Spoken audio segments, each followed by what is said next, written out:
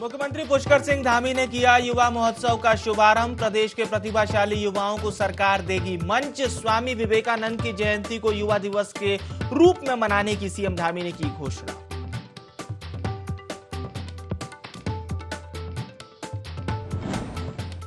Cricketer Rishabh Pant को देहरादून से मुंबई किया गया एयरलिफ्ट। लिगामेंट इंजरी का मुंबई में होगा इलाज।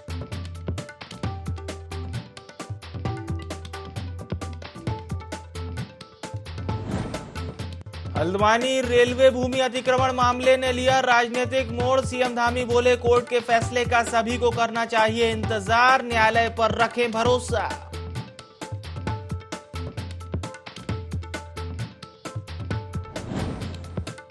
और विधानसभा भर्ती मामले पर कांग्रेस नेता प्रीतम सिंह ने उठाए सवाल। कहा, कर्मचारियों को बर्खास्त कर अगर न्याय की हुई जीत तो भर्ती करने वालों को सजा कब।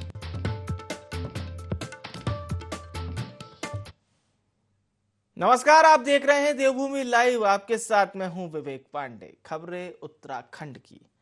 जोशीमठ में हो रहे भूस्खलन और भू धसाव को लेकर सीएम धामी ने चिंता जाहिर की है। सीएम धामी ने अधिकारियों को निर्देशित किया कि पीड़ित परिवारों को सुरक्षित स्थानों पर रहने की व्यवस्थाएं करें, साथ ही उनके खाने पीने की उचित व्यवस्था की जाए। आगे उन्होंने कहा कि स्थिति का जायजा लिया जा रहा है। आने वाले दिनों में वे स्वयं प्रभावित क्षेत्रों का दौरा करेंगे।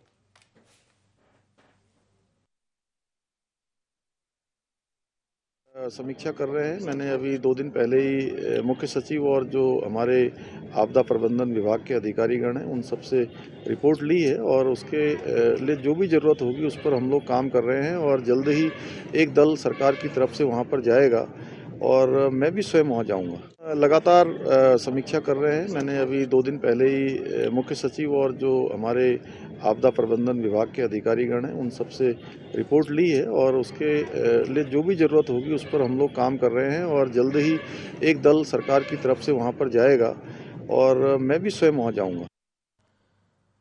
रक्षा मंत्री राजनाथ सिंह 14 जनवरी को देहरादून दौरे पर रहेंगे, जहां वे सैनिक दिवस के मौके पर शौर्य स्थल का लोकार्पण करेंगे और रिटायर्ड सैनिकों से मुलाकात करेंगे। उत्तराखंड के सैनिक कल्याण मंत्री गणेश जोशी ने कहा कि रक्षा मंत्री राजनाथ सिंह का उत्तराखंड से पुराना नाता है।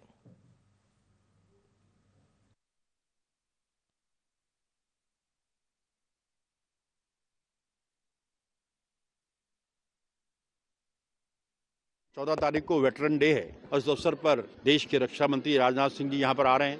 वो सैनिकों से सीधा संवाद करेंगे। यहाँ पर एक शौर्य स्थल है, उसका भी लोकार्पण उनके द्वारा किया जाएगा। मैं माननीय राजनाथ सिंह जी का आभार व्यक्त करता हूँ कि समय समय पर, क्योंकि उनका इस प्रदेश से विशेष लगाव है, इस राज्य के निर्माण में उनका बहुत बड़ा योगदान है। इस राज्य को बनाने का जो प्रस्ताव पास हुआ था उस विधानसभा में, तो उस टाइम वो उत्तर प्रदेश के मुख्यमंत्री थे और जो सैन्य धाम विशाल हम यहाँ पर बना रहे हैं उसका भूमि पूजन भी उनके करकमलों द्वारा हुआ है। मैं उनका अभिनंदन करता हूं। बाजपुर में केंद्रीय रक्षा राज्य मंत्री और सांसद अजय भट्ट ने चीनी मिल और आसवनी का निरीक्षण किया। निरीक्षण के दौरान उन्होंने कर्मचारियों द्वारा किए जा रहे कार्य और चीनी की अच्छी गुणवत्ता को देखकर कर्मचारियों और अधिकारियों की सराहना की। साथ ही उन्होंने आसवनी और चीनी मिल को बेहतर बनाने में सरकार से मदद दिलाने का भी भरोसा दिया। इस दौरान अजय भट्ट ने कहा कि बाजपुर की चीनी मिल बेहद पुरानी है और मशीनें भी काफी पुरानी हो चुकी हैं, जिसे चलाना काफी मुश्किल काम है, लेकिन कर्मचारियों और अधिकारियों की मेहनत से चीनी मिल बेहतर तरीके से चल रही है। उन्होंने जल्द ही सरकार से चीनी मिल को आधुनिक कराने का प्रयास करने की बात भी कही।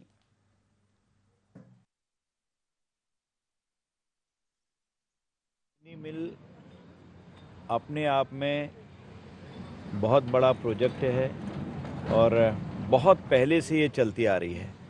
इसके बॉयलर जो हैं वो सन 60 के हैं। अब आप समझ लीजिए तब के मैकेनिक मिलना भी बड़ा मुश्किल है। यहाँ का जो टेक्निकल स्टाफ है वो बहुत होशियार है, उन्होंने पकड़ लिया है और काफ़ी पुरानी है। जो प्लांट है, क्या प्लांट है, वो अपना जो मैनुअल चल रहा है, ऑटोमेटिक प्लांट बनने की ज़रूरत है। जो भरने वाला प्लांट है, ग्रेडिंग करता है, जो एक से एक लेटेस्ट मशीनें आ गई हैं, वो मशीन सरकार हमारी ज़रूर यहाँ लगाएगी। मुझे ये पूरा विश्वास है और इस पर वार्ता भी सरकार से चल रही है। सरकार स्वयं भी चिंतित है। चीन सीमा से लगे नेलांग बॉर्डर रोड को पीएम मोदी और रक्षा मंत्री राजनाथ सिंह ने राष्ट्र को समर्पित किया। इस दौरान 28 बीआरओ परियोजनाओं को राष्ट्र को समर्पित किया गया। इस मौके पर गंगोत्री से विधायक सुरेश सिंह चौहान ने बीआरओ जवानों के साथ विधिवत पूजा पाठ कर बॉर्डर सड़क का उद्घाटन किया। विधायक ने कहा कि विषम परिस्थितियों में बीआरओ के लगातार प्रयासों से सड़क निर्माण कार्य पूरा हो गया। इस दौरान उन्होंने पीएम मोदी और रक्षा मंत्री राजनाथ सिंह का धन्यवाद ज्ञापित किया। बता दें कि भारत चीन सीमा पर 23 किलोमीटर चौड़ीकरण हुआ है, जो कि सामरिक दृष्टि से बेहद महत्वपूर्ण है।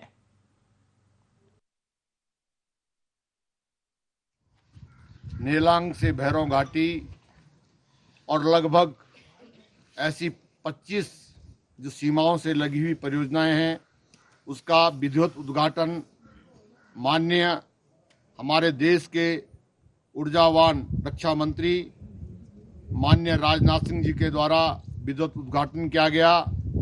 और आज हम इस जगह पर खड़े हैं और बहुत अच्छा लग रहा है कि बीआरओ के द्वारा बहुत चुस्त दुरुस्त से काम किया गया और यहाँ पर लगभग नेलांग से और भैरव घाटी 23 किलोमीटर की सड़क बॉर्डर के लिए बनी है। मैं बीआरओ को, तमाम बीआरओ के हमारे कमांडर साहब हैं, उनके तमाम टीम को बहुत बहुत बधाई देता हूं और माननीय राजनाथ सिंह जी का बहुत बहुत तहे दिल से आभार व्यक्त करता हूं। बिजली दरों की बढ़ोतरी के प्रस्ताव पर कांग्रेस ने प्रदेश भर में सरकार के खिलाफ प्रदर्शन किया। जहां हरिद्वार के चंद्राचार्य चौक पर इकट्ठा हुए कांग्रेसी कार्यकर्ताओं ने सरकार के खिलाफ नारेबाजी की और साथ ही साथ पुतला फूंका। कांग्रेसियों का कहना था कि जनता महंगाई के बोझ तले दबी हुई है और सरकार बिजली की दरों को और महंगा करने जा रही है। साथ ही कहा कि उत्तराखंड ऊर्जा प्रदेश है, फिर भी यहाँ बिजली दूसरे राज्यों से महंगी है और सरकार को जल्द से जल्द बिजली के दाम घटाकर जनता को राहत देना चाहिए। चरम स्पर्श पे है और ऐसे में राज्य सरकार ने बिजली की दरों में भारी बढ़ोतरी कर दी है, जिससे आम जनता को काफ़ी परेशानियों का सामना करना पड़ेगा। लोगों के पास रोजगार नहीं है, काम नहीं है, बिजनेस नहीं है। ऐसे में इस तरह की चीज़ें अगर कीमतों में बढ़ोतरी कर दी जाएगी तो इसका असर सीधा जनता के ऊपर पड़ेगा, आम जन पे पड़ेगा। तो हम आज कांग्रेस के सभी लोगों ने यहाँ आकर एकत्रित होकर राज्य सरकार के खिलाफ पुतला फूंका और सरकार से मांग करी है कि जो बिजली की बढ़ोतरी हुई है उसको तुरंत वापस लिया जाए। प्रदेश अध्यक्ष जी के आह्वान पर आज उत्तराखंड सरकार के पुतले फूंके जा रहे हैं। ये दुर्भाग्य की बात है कि हमारा प्रदेश ऊर्जा प्रदेश कहलाता है। हम ऊर्जा बनाते हैं और सबसे महंगी ऊर्जा हम खरीद रहे हैं। तो ये इससे बड़ी दुर्भाग्य की क्या बात होगी। और दूसरे प्रदेश ऊर्जा खरीदते हैं और अपने लोगों को ऊर्जा सस्ती दे रहे हैं। ऊर्जा में यहाँ ऊर्जा बन रही है और ऊर्जा अपने लोगों को महंगी दी जा रही है। इसका कांग्रेस विरोध कर रही है। ऊर्जा के रेट कम होने चाहिए, जिससे इस महंगाई के दौर में लोगों को कुछ राहत का काम हो। वहीं देहरादून में आम आदमी पार्टी ने केंद्र सरकार की कानून व्यवस्था के खिलाफ पुतला फूंका है। प्रदेश में दिल्ली के कंजावाला की घटना को लेकर आक्रोश बना हुआ है। प्रदेश समन्वयक आम आदमी पार्टी के जोत सिंह बिष्ट के नेतृत्व में केंद्र सरकार का पुतला फूंका गया और दिल्ली पुलिस पर पीड़ित परिवार और स्थानीय लोगों को धमकाने के आरोप लगाए गए। साथ ही साथ कहा गया कि पुलिस अपराधियों पर कार्रवाई के बजाय बचाव का काम करती दिखाई दे रही है।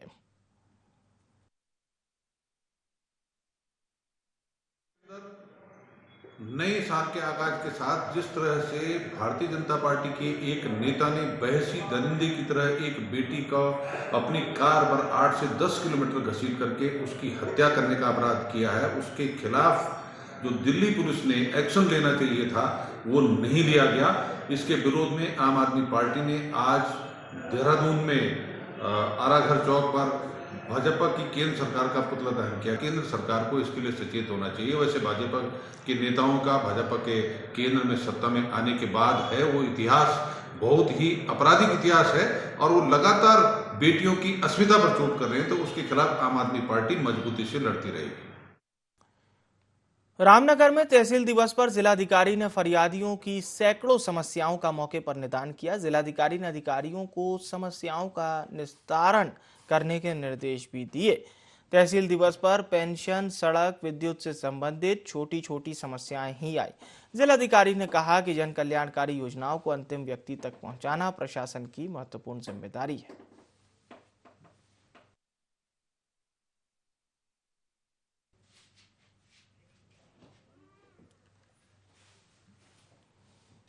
लक्सर की बात करते हैं। यहां पर एक निजी विद्यालय ने प्रशासन द्वारा घोषित शीतकालीन अवकाश की अवमानना की है, जो कि अब हरिद्वार सीडीओ के समक्ष भी पहुंच चुकी है, जहां उन्होंने इसे एक संगीन मामला करार देकर कहा कि समूचे जनपद में जिला शिक्षा अधिकारी के माध्यम से निजी और राजकीय विद्यालयों को निर्देशित कर शीतकालीन अवकाश घोषित किया गया था।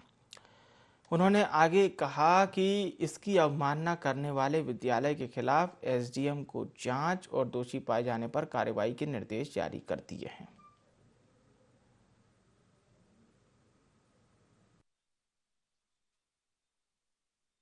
के माध्यम से हमने सभी स्कूल्स को, प्राइवेट हो या पब्लिक स्कूल्स हो, सभी को कम्युनिकेट पहले से ही करवा दिया गया है कि 13 तारीख तक अवकाश सभी जगह पे रहेगा।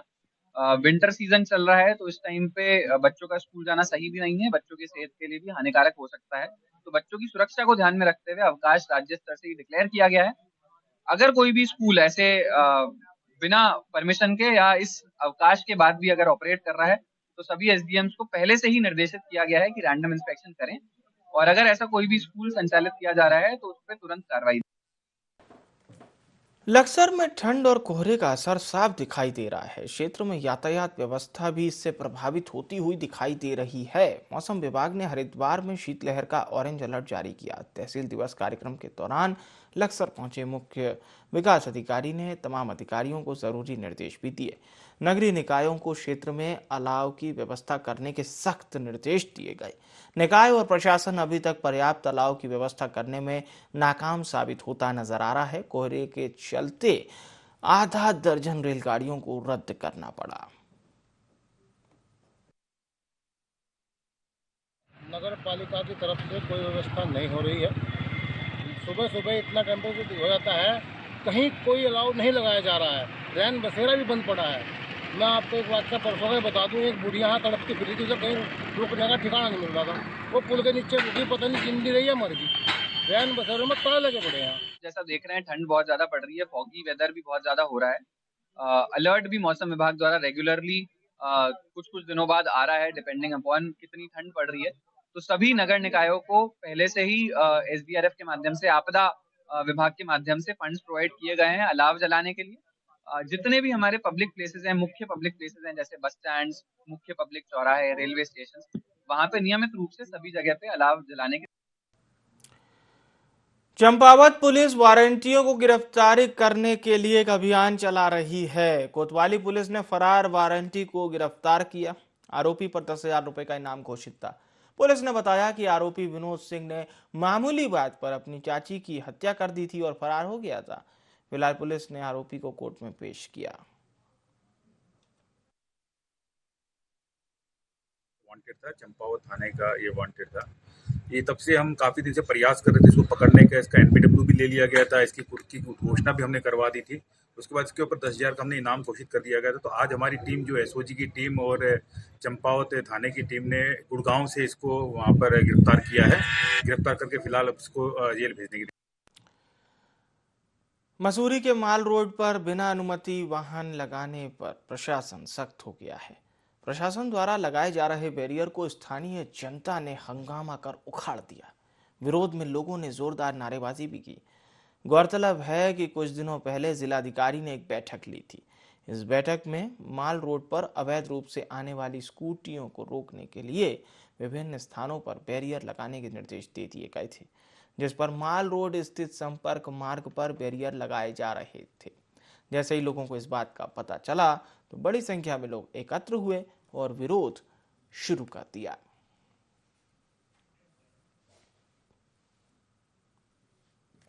देहरादून पुलिस ने 12 घंटे के भीतर ही रायपुर थाना क्षेत्र में हुई चोरी का खुलासा कर दिया है। सीसीटीवी के अवलोकन पर पुलिस ने 2 चोरों को सामान के साथ रंगे हाथों गिरफ्तार किया। इनके पास से लगभग 3 लाख के जेवरात सहित 1.5 लाख रुपए कैश बरामद किए गए।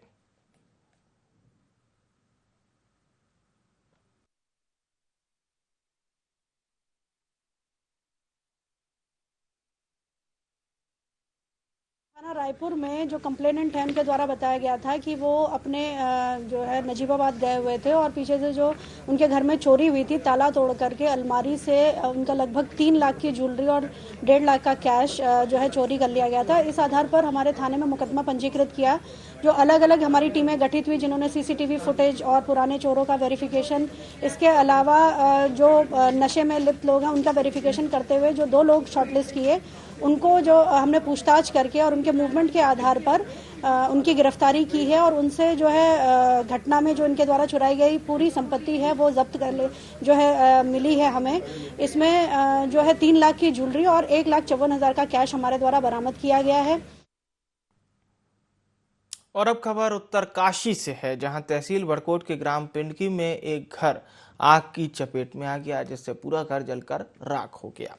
जानकारी के अनुसार पिंडकी गांव के रमेश सिंह के घर में आग लगी थी, जहां ग्रामीणों ने आग बुझाने का प्रयास तो किया, वहीं घटना की जानकारी लगते ही बड़कोट पुलिस और फायर सर्विस की टीम भी पहुंची, लेकिन तब तक घर पूरा जल चुका था। फिलहाल आग लगने का कारण अज्ञात ही बना हुआ है।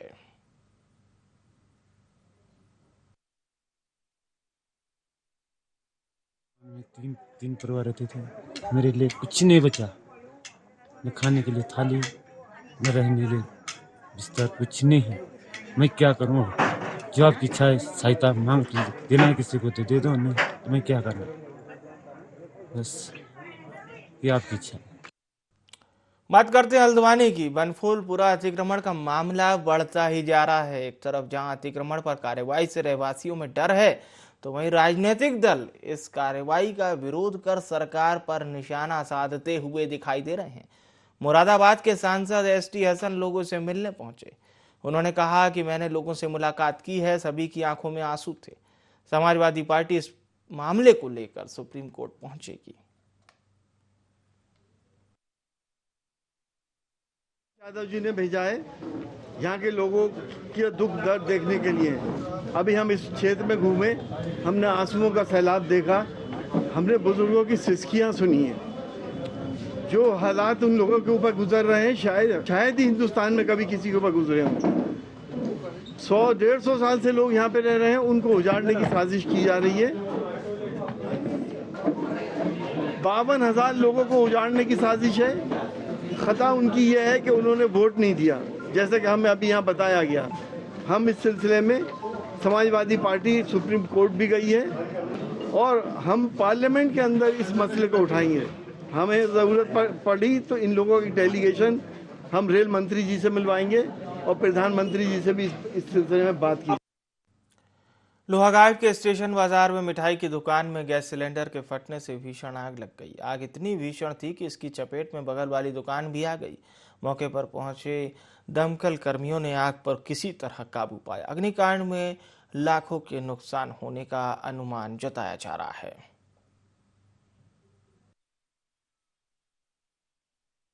80,000 से ऊपर का नुकसान होगा। हल्की चोटें आई हैं 2 लोगों को। 80,000 से ऊपर का नुकसान होगा।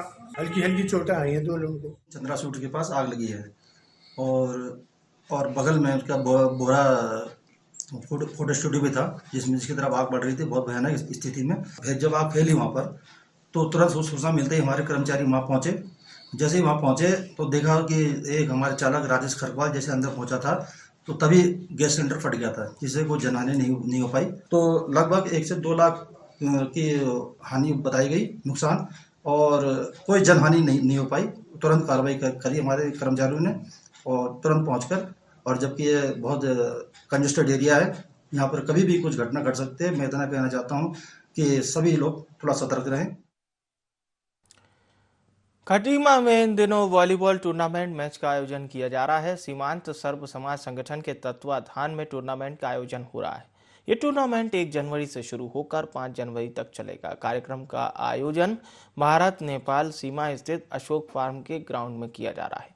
आयोजकों ने बताया कि खेल आयोजन का मकसद युवाओं का सर्वांगीण विकास करना है।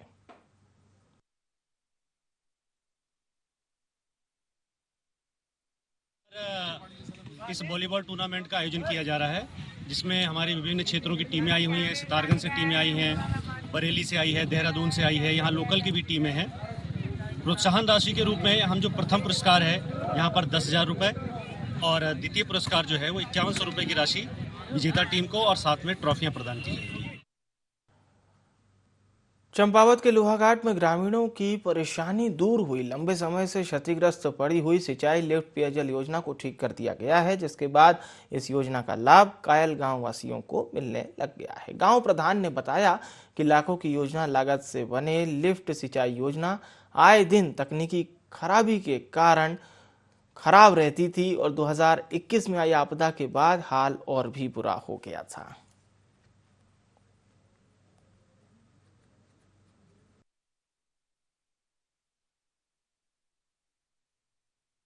आज मुझे यह बताते हुए बहुत ही प्रसन्नता हो रही है कि हमारी ग्राम पंचायत कायल में 11 वर्ष पूर्व लिफ्ट सिंचाई योजना का निर्माण कार्य किया गया था, जो कि टेक्निकल फॉल्ट आने की वजह से सुचारू नहीं हो पाई थी। जिला योजना से प्रस्तावित हमारे माननीय जिला पंचायत उपाध्यक्ष लिद्धिमान कुंवर जी और मेरे द्वारा 8 लाख का बजट उपलब्ध करवाकर इस योजना का मरम्मत कार्य व जीर्णोद्धार किया गया। बंद पड़ी लाइन को सुचारू किया गया, जिससे कि भविष्य में और आने वाले समय में यहाँ के किसानों को बहुत ही लाभ मिलेगा और हम अपने जिलाधिकारी महोदय का भी बहुत बहुत आभार और धन्यवाद प्रकट करना चाहते हैं। धन्यवाद। आज जो है हम कायल में जो लिफ्ट सिंचाई योजना बरसों से बंद पड़ी थी, हमने अपने संगठन के माध्यम से उसको बार बार जो है मीडिया के माध्यम से उसको उठाया और जब पुल्ला में तहसील दिवस था, वहाँ पर नरेंद्र सिंह भंडारी जी के संज्ञान में यह मामला आया और उन्होंने तुरंत संज्ञान लेते हुए इसके लिए जो है 8 लाख रुपए जो है सैंक्शन कराए थे और कार्य पूरा होने के बाद अब कायल गांव में जो है यह योजना संचालित हो गई है, जिससे ग्रामीणों में जो है बहुत खुशी का माहौल है और हमें भी बहुत खुशी हुई है कि हमने जो है इसको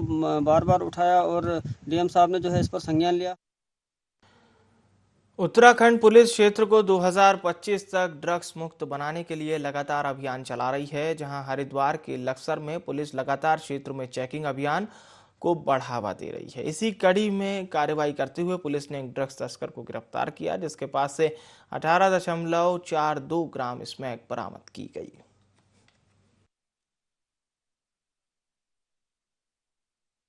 बसेड़ी गांव के एक लड़के के पास हमें लगभग 18-19 ग्राम जो है स्मैक हमें कल प्राप्त हुई है और सुल्तानपुर चौकी क्षेत्र के जो हमारे जो चौकी इंचार्ज हैं उनके द्वारा कार्रवाई की गई है। इस संबंध में क्योंकि लगातार हमारे जो ड्रग्स फ्री देवभूमि का जो अभियान है हमारा लगातार चल रहा है, उस पर इसी क्रम में कार्रवाई की गई है। न सिर्फ इनके बारे में पर जो इनके पेडलर्स हैं, जो इनके संपर्क सूत्र हैं, जहाँ से लेके आए हैं, हम इनके भी पीछे हैं। इसमें भी इसका कहाँ से आई है और इसको पूरा हम इसको फॉलो अप करवाएंगे। और देवभूमि लाइव में फिलहाल के लिए इतना ही। मुझे यानी विवेक को दीजिए इजाजत। नमस्कार।